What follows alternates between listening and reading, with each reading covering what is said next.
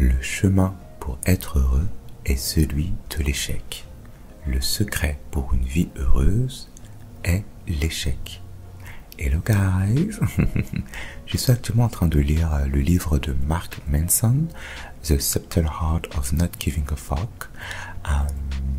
Et je suis tombé sur ce passage-là, un passage très intéressant où il dit que pour chaque expérience positive que nous choisissons, celle-ci nous apportera son lot d'expériences négatives. Et que du coup, au moment de faire un choix, au moment de choisir une expérience positive, nous devons nous poser cette question-là. Suis-je prêt, suis-je prête à accepter également le lot d'expériences négatives que cette expérience positive va m'apporter? Voilà, je pose ça là. Et je me suis dit, c'est hyper intéressant comme façon de réfléchir parce que, effectivement, dans la vie, chaque choix que l'on fait nous apporte son lot d'expériences négatives. C'est un fait. On souhaite tous être riches, mais être riche, ça veut dire qu'en fait, on a aussi des problèmes de riches. Et gérer les taxes, apprendre à faire en sorte que notre argent continue à travailler quoi qu'il arrive. Quand on souhaite être parent, on se dit qu'être parent, c'est l'une des expériences les plus magnifiques au monde. Je veux bien le croire, mais je me dis, il y a tellement de contraintes et il faut être prêt aussi à accepter ces contraintes-là. C'est la même chose quand on souhaite se mettre en couple.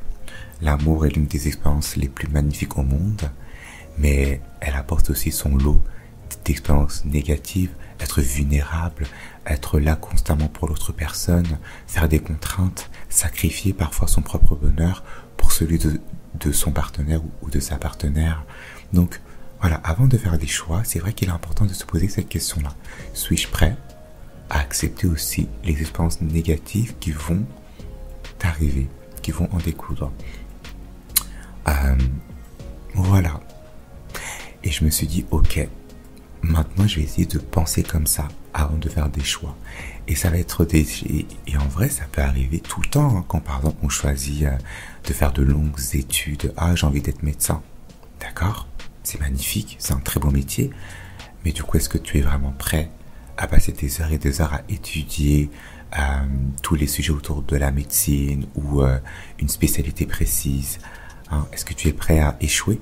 On parle rarement de l'échec, mais pour arriver à atteindre cet objectif, il va falloir faire des erreurs, car c'est en faisant des erreurs que nous apprenons.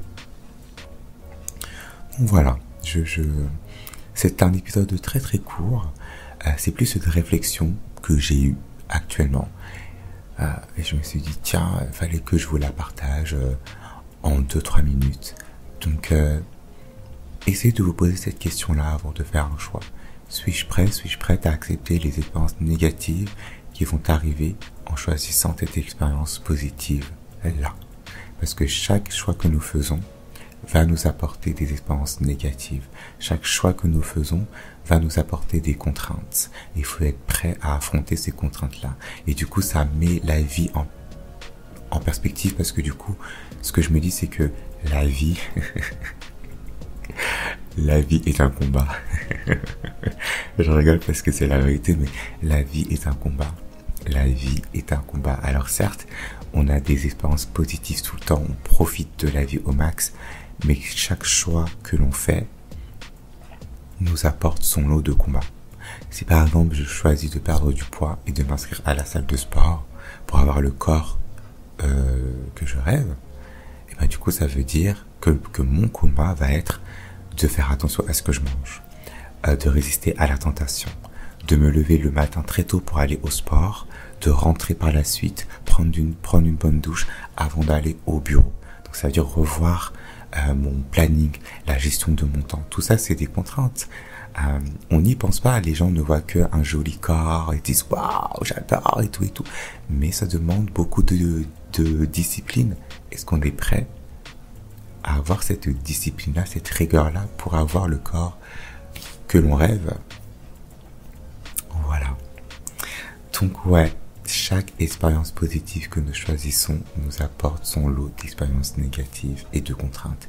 Et donc du coup, en réalité, on choisit peut-être plus des expériences négatives que des expériences positives, parce que le combat est beaucoup plus intense avec les expériences négatives qu'avec les expériences positives, puisqu'on profite de l'instant présent.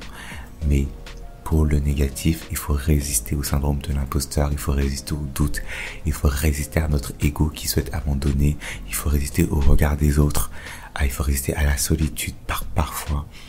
Donc voilà, je ne sais pas ce que vous en pensez, dites-moi, c'est vraiment très bref, c'est une réflexion du jour. Je vous souhaite une très bonne journée ou une bonne soirée, et puis on se dit à plus tard. Ciao!